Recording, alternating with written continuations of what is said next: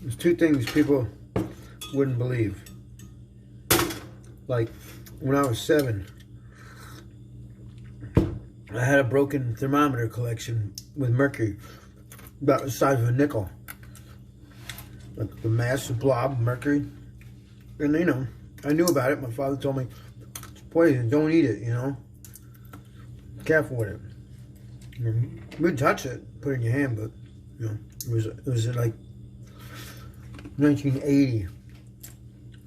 And I didn't like school. It was just redundant, you know. And I kind of foreseen all this reality ahead of time. It was just terrible. So, get out of here, man. Fuck out of here. So, you know, sorry. So, you know, I didn't want to go to school. I didn't like life, so I was rolling around in my room. My room was terrible. The carpet was like orange and yellow floor and like wood paneling. It was a crappy room, you know. My bedspread was cool because my mom cooked it.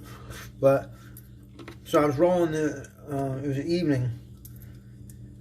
I was rolling the mercury around in a loose leaf piece of paper.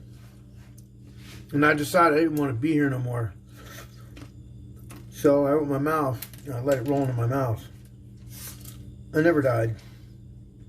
I don't know, for the longest time I would jog and I'd have this click in the top of my head. Like when I would, every step I'd run, it'd go, I don't know. I'm still here, so not allowed to commit suicide, you know. And I wouldn't want to do it over anyway. Holy crap, what a nightmare. And then another thing is, in 1986 when we moved to Florida, we went to Deerfield Beach High School. And, you know, I was never racist, but there was only 2 black kids in the Catskills where we grew up, you know. So, I didn't know anything. And school was real bad there. And, Deerfield High. I was like 2 years younger than everybody else because Florida was pretty much uneducated. They had a different curriculum and stuff for their kids. So I was very like advanced. So I was in 9th grade. I think I was like 15, 14 and a half. And there was this kid Otis. And there was another kid Demetrius. And it was rough, man. That school was probably like 90% black. The lockers, they were all locked up with chains because there was guns and shootings, and knives and prostitution. I never seen any of that in my whole life. So, you know, the kids would try to pick on me and I was small. I was like 70, 78 pounds. And so one time in gym, you know, about 8 or 10 black kids, they lynched me. And they shoved me in the bottom small locker and put a lock on it and ran away.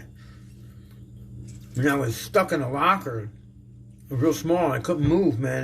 They literally, like, they took me and they put me in there. I never had problems because I was always fighting one-on-one in New York. There was more, like, dignity when you got in a fight in New York. But in Florida, people just jump on your back from nowhere and start hitting you.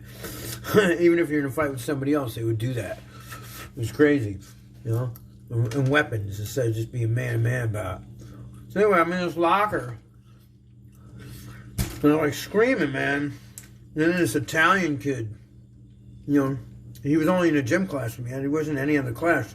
But he rolled up a $20 bill and he shoved it in the little square holes because it was like 4 sections of like 8 square holes, you know. And he says, listen, here's proof I'm going to come back. I'm going to get the gym teacher, you know. So he went and got the gym teacher, and then the gym teacher had to go get the custodian. So I was like, you know, I was in this locker for like 20 minutes, a half an hour, and finally the custodian was able to come out there because gym teacher came, you know, and then fucking he cut the lock off, and I was allowed out. You know, I got out, and I gave the kid his $20 back. But crazy story, right? It's true. Most people wouldn't want to believe that. I'm not racist or nothing, too. You know, look at people for what it is. There's this one girl there. She just turned around in her seat and punched me right in the head with a ring on her finger. It was like, damn. You know, it was just a crazy school, so I quit at 15 and went and drove a forklift. It was funny. Anyway, part of growing up, I guess.